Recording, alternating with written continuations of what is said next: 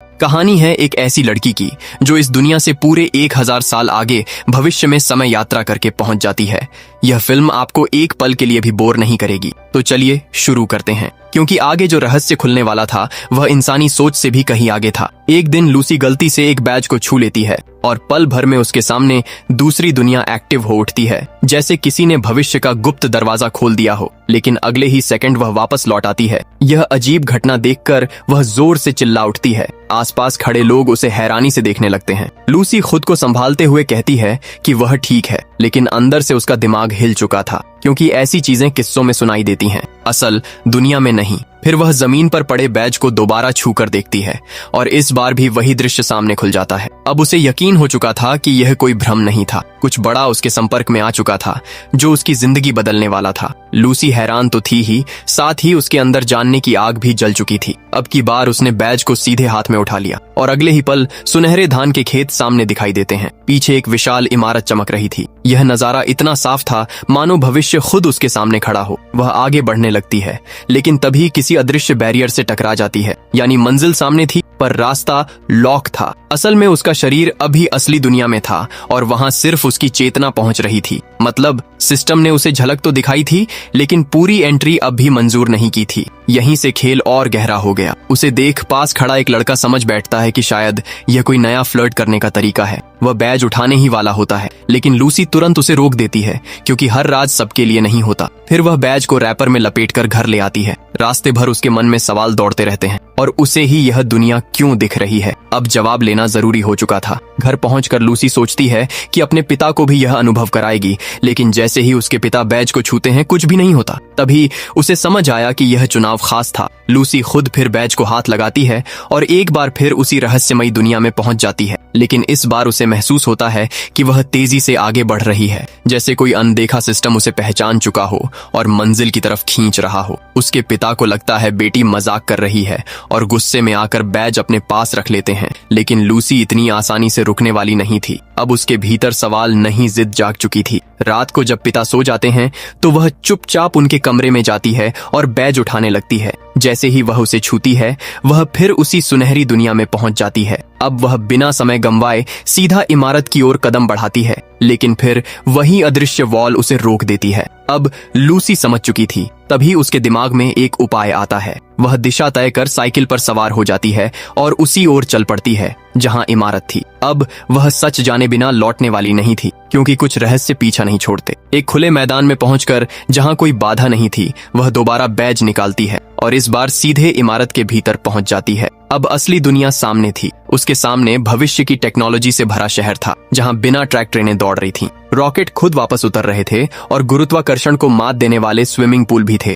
यानी इंसान कभी कितना आगे सोचता था। लूसी रोमांच से भर उठती है। वह फौरन एक ट्रेन में चढ़ जाती है और बाद में रॉकेट लॉन्च पैड की ओर बढ़ती है। उसे हर चीज अपनी आंखों से देखनी थी, क्योंकि ऐसा मौका बार बार नहीं मिलता। वह रॉकेट में चढ़ने ही वाली थी कि उसके पैरों में भारीपन आने लगता है। बैज के पीछे काउंटडाउन भी शुरू हो चुका था। वह जिद में आगे बढ़ती रहती है, लेकिन समय अब खत्म हो चुका था। अचानक वह वापस असली दुनिया में खिंच जाती है। घर पहुंचते ही वह इंटरनेट पर खोज शुरू करती है ताकि इस बैज का सच जान सके, और तभी उसे एक बड़ा सुराग मिलता है जिससे अगला रहस्य खुलने वाला था। उसे पता चलता है कि एक जनरल स्टोर ऐसे बैज इकट्ठा कर रहा है। वह तुरंत वहां पहुंच जाती है, क्योंकि अब जवाब उसी जगह मिलने वाले थे और खेल अभी बाकी था। स्टोर की मालकिन को इन बैजों की पूरी जानकारी थी। वह बताती है कि यह टुमारो वर्ल्ड का पास है और इसे सिर्फ चुने हुए लोग ही इस्तेमाल कर सकते हैं, यानी हर हाथ इस दुनिया को छू नहीं सकता। अब लूसी की अहमियत बढ़ चुकी थी, लेकिन जब लूसी कहती है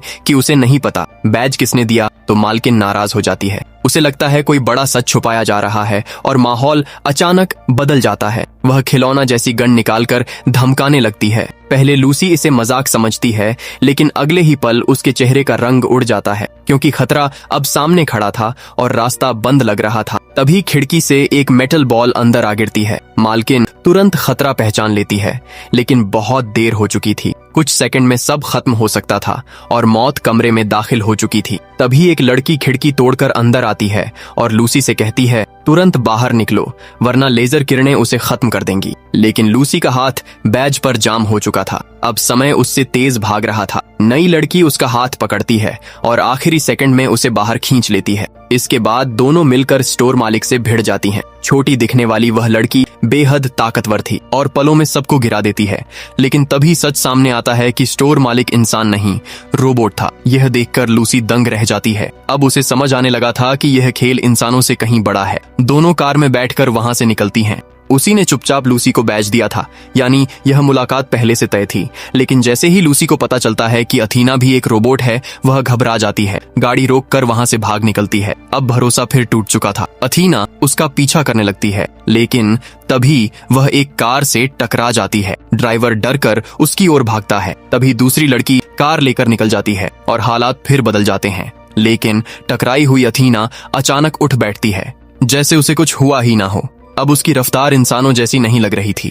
रियर व्यू मिरर में उसे भागते देख केसी की आंखें हैरानी से फटी रह जाती हैं। फिर अचानक वो लड़की तूफानी रफ्तार से गाड़ी के बोनट पर आ गिरी। केसी के हाथ पैर फूल गए और उसने ब्रेक पर पूरी ताकत से पैर दे मारा। झटके से पूरी कार हिल उठी और वो लड़की सीधे सामने की सीट से टकराई। लेकिन अगले ही पल उसने चाबी मोड़कर तोड़ डाली और दरवाजे का लॉक भी ऐसे जाम किया जैसे निकलना नामुमकिन हो। अब केसी के पास भागने का कोई रास्ता नहीं बचा था। उसे वही करना था जो वो रहस्यमयी लड़की चाहती थी। जब उसने देखा कि वो उसे चोट नहीं पहुंचा रही, तब उसने खुद को संभाला और सांसों पर काबू पाया। फिर उसकी बात सुनने के अलावा कोई चारा नहीं था। लड़की ने शांत आवाज में अपना नाम अतीना बताया और कहा कि वो फ्यूचर वर्ल्ड से आई एक रिक्रूटर है। उसका काम ऐसे लोगों को चुनना है जिनमें उम्मीद जिंदा हो, और केसी उसकी सूची का आखिरी चुना गया इंसान था। यानी अब आने वाले कल की डोर उसी के हाथ में थी। अतीना ने बताया कि भविष्य पर विनाश के बादल मंडरा रहे हैं। अगर जल्दी कुछ नहीं किया गया तो सिर्फ आने वाला समय नहीं, बल्कि आज की दुनिया भी राख में बदल जाएगी। अब मामला कल्पना नहीं बल्कि सच बन चुका था। लेकिन फ्यूचर वर्ल्ड तक लौटना इतना आसान नहीं था। उन्हें पहले फ्रैंक को ढूंढना जरूरी था। वही अकेला इंसान था जो वहां पहुंचने का रास्ता जानता था।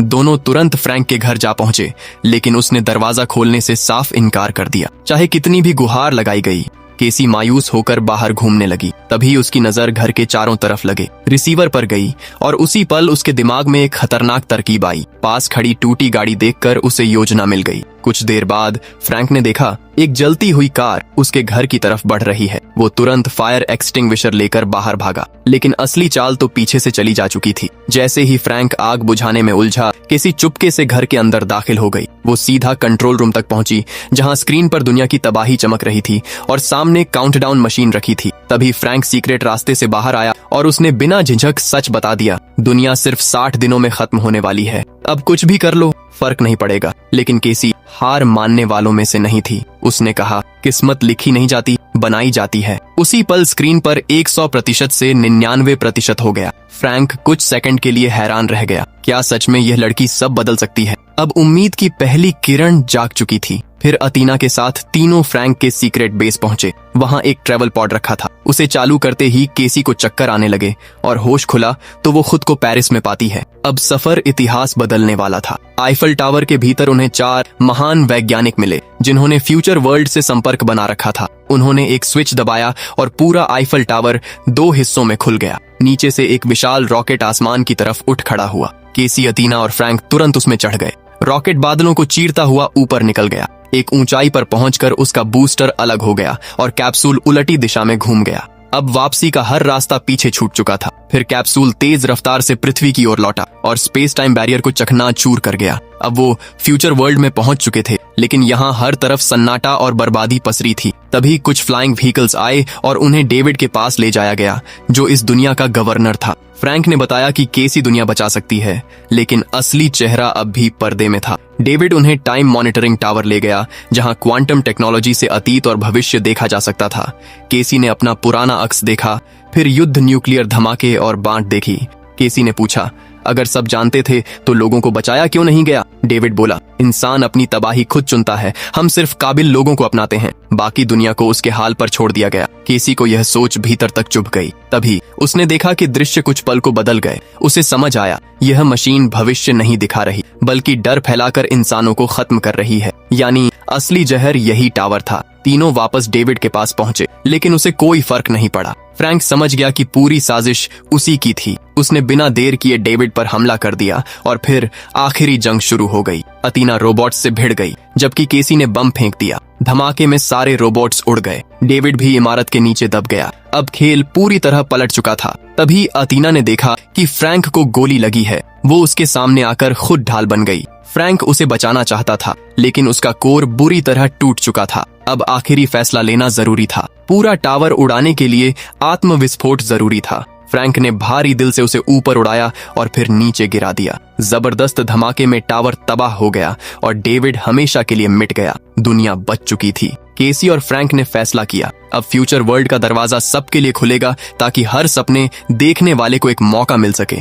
और इसी सीन के साथ ये शानदार कहानी यहीं खत्म हो जाती है। अगर आपको वीडियो पसंद आई हो तो वीडियो को लाइक जरूर करना और चैनल को सब्सक्राइब कर लेना। अगर आप इसका पार्ट 2 देखना चाहते हो तो कमेंट में पार्ट 2 जरूर लिखना। बाकी मिलते हैं एक और नई शानदार कहानी के साथ। धन्यवाद।